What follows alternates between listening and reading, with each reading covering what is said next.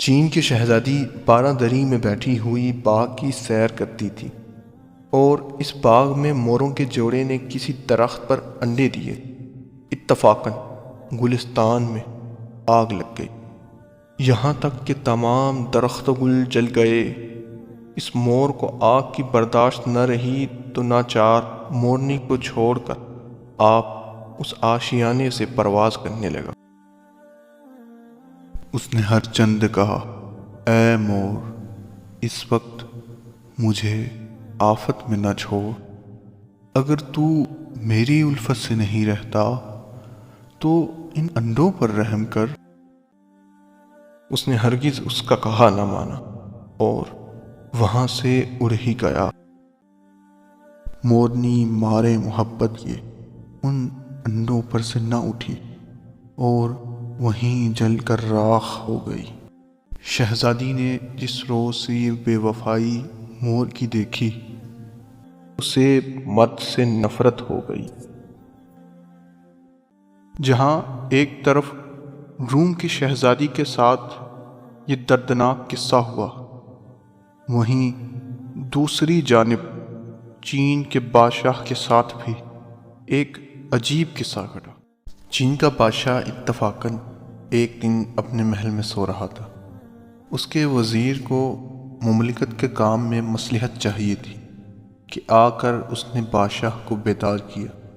اٹھتے ہی بادشاہ طیش میں آ گیا۔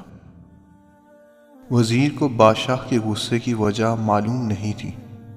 وزیر نے کہا، بادشاہ سلامت، کچھ معلوم ہو تاکہ ہم آئندہ اس بے ادبی سے باز رہیں اور نمک حلالی پر کمر باندھیں۔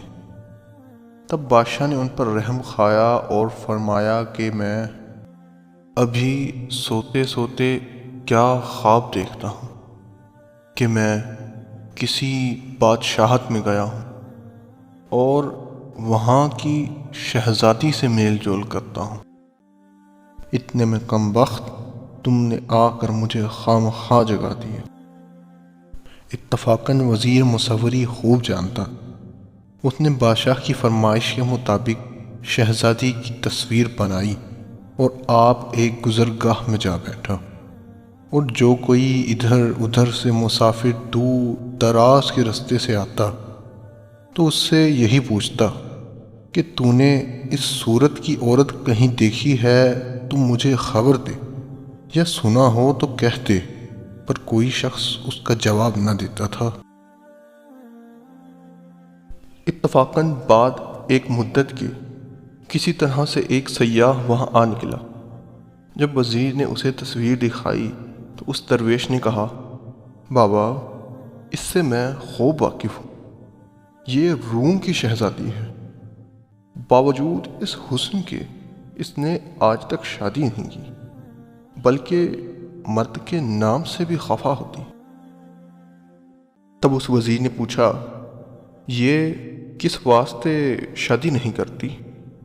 تب مسافر نے کہا، میں اس بات کو خوب جانتا ہوں، اور سارا قصہ سنا دیا۔ وزیر اس بات کے سنتے ہی نہایت خوش ہوا اور جا کر اپنے بادشاہ سے عرض کرنے لگا، یہ تصویر شہزادی روم کی ہے۔ بادشاہ اس سے بہت خوش ہوا اور کہنے لگا، اے وزیر، آج ہی کسی آدمی کو روم میں بھجوا کہ وہ اس ملکہ کو میرا حال سنائے۔ وزیر نے عرض کی، اگر حکم ہو تو میں جاؤں؟ وزیر اس ملک میں پہنچا اور خود کو مصور مشہور کیا۔ یہ خبر اس ملکہ تک پہنچی کہ ایک مصور تمہارے شہر میں لاسانی آیا ہے کہ نہ ایسا دیکھا ہے نہ سنا۔ تب شہزادی نے کہا، اس کو ہمارے پاس لے آؤ کہ وہ ہمارے محل میں کچھ نقش و نگاری کرے اور جیسی تصویر اس کا جی چاہے ویسی کھینچے۔ وزیر اس کے محل میں گیا اور اپنے بادشاہ کی تصویر شکارگاہ کے ساتھ کھینچی۔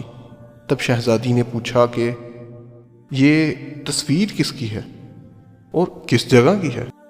یہ تصویر چین کے بادشاہ کی ہے اور یہ شکارگاہ اس کے رہنے کے ساتھ ہے۔ ایک دن بادشاہ اپنے بالا خانے میں بیٹھا ہوا شکارگاہ کی سیر کر رہا تھا۔ اتفاقاً ایک طرف سے آگ بھڑک اٹھی۔ ایک جوڑا ہرن کا اپنے بچوں کو لیے کسی درخت کے نیچے بیٹھا تھا۔ آگ کو دیکھتے ہی ہرنی اپنی جان بچانے کے لیے بچوں اور ہرن کو چھوڑ بھاگی۔ ہرن نے اسے ہر چند پکارا، اے ہرنی، یہ بے وفائی کا وقت نہیں، ایک دم ٹھہر، مجھے مت چھوڑ۔ اس نے یہ بات ہرن کی نہ سنی اور نہ جانے کہاں گئی۔ وہ ہرن مارے الفت کے اپنے بچوں سے جدا نہ ہوا، بچوں کے ساتھ ہی جل گیا۔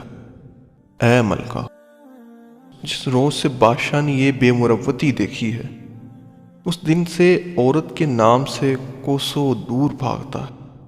شہزادی نے کہا، احوال میرا اور اس کا یکساں ہے، کیونکہ میں نے مور کو بے رحم دیکھا، اس واسطے مرد سے ہاتھ اٹھایا اور اس نے ہرنی کو بے درد سمجھ عورت سے کنارہ کیا۔ اگر ہماری شادی اس کے ساتھ ہو تو کیا عجب ہے۔ اور کچھ ہی دنوں میں ان کی شادی ہو گئی۔